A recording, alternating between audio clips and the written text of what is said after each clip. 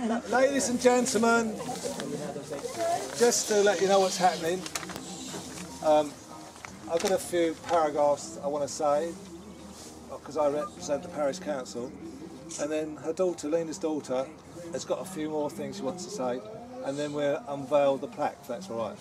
Yeah. So, first of all, I want to thank two of the parish councillors, Jill Moore and Joan Darwell, for their involvement in achieving this final stage. Lena Kennedy was brought up in Hoxton, London. She loved books and she admired the work of Charles Dickens. Lena became a best-selling author overnight at the age of 64. Her first novel, Maggie, was an overnight success. Lena wrote about London's East End and its colourful Cockney characters. You Cockney? Well, it's fitting. But also loved this area and used much of her knowledge of its history and locations, the marshes, the old rectory at Cliffe and the Cooling Castle. In many of her historical novels, most notably The Inn on the Marsh and Kate of Cleeve Shore. Lena's autobiography, Always to the Woods, tells the story of her life, her fondness for the place in the woods, how she and her husband Fred purchased the land and put an ex-army shack up on a rainy day. This old woodland community, with its many shacks, had a special place in Lena's heart. This was how Cliffe Woods used to be before it became a large village as it is today. And through the pages of Lena Kennedy's autobiography, that we can revisit the parts of our parish heritage. We are privileged to have had one of the finest contemporary storytellers of her time in our midst, and proud of the inspiration that our parish gave her. If anybody didn't know, she's laid to rest at Cliffe at St Helen's Church. We are proud to commemorate her life and write in here with the unveiling of this plaque. Thank you. Thank you very much for those words about my lovely mother. I mean, when Mum came to live here, and this is when her creative writing first began, and there was no stopping her. She'd go into the local library and do her research.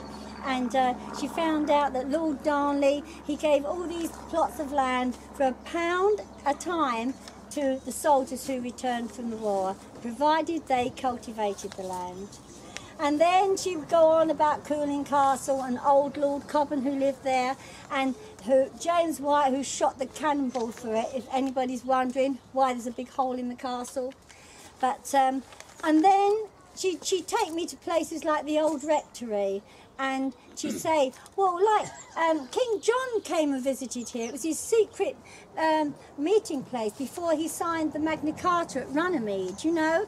And we'd peer through the window together, and all these weeds around, and I could just see it all. And then and the old church at Cliffe, there was a bust on the side, and she picked it up and she said, "That's my Kate, and that's the little maid who lives at the castle." And to this day, sometimes I go down that long winding road to the castle and I could just see Kate carrying that washing on her head, you know. And I'm being so privileged to have been part of my mother's creative mind. I know that. But anyway, from there, what with King John and Kate made at the castle, there came Kate of Cleeve Shore. And then in later times, they went to, Mum and Dad used to go to the pub at Higham, which was a meeting place for Dickens. He used to go there. But there she discovered that the canal, the railroad, was once a canal, and the barges used to go up and down from the cement works, and the poor little children who worked at the cement works were 13 and under and used to carry 14 pounds of clay on their head. So there she wrote The Haunted Hamlet, and that was all part of the beginning of the Salvation Army and the first missions, which was a lot like Dickens, because Dickens was a great reformer and he cared about people. But Dickens was the writer she really really loved, and she wrote a lot about him. And I can remember us going into Rochester and the old curiosity shop and looking up at it, and then I say, at the blue plaque, and I say, one day, Mum, you'll have a blue plaque. And I think at the time she'd had rejections from about Autumn Alley, but then she went on to sell her books all over the world.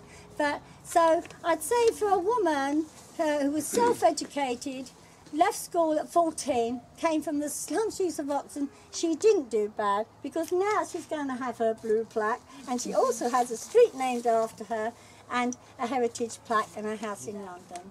So I think she didn't do bad for herself, and I think she'd be pleased about all this, and I thank you very much. It's a pleasure. Yes.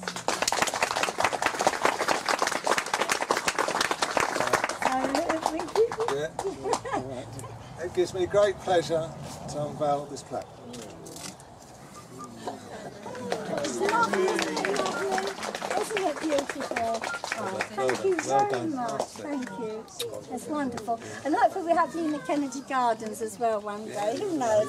God willing. Thank you.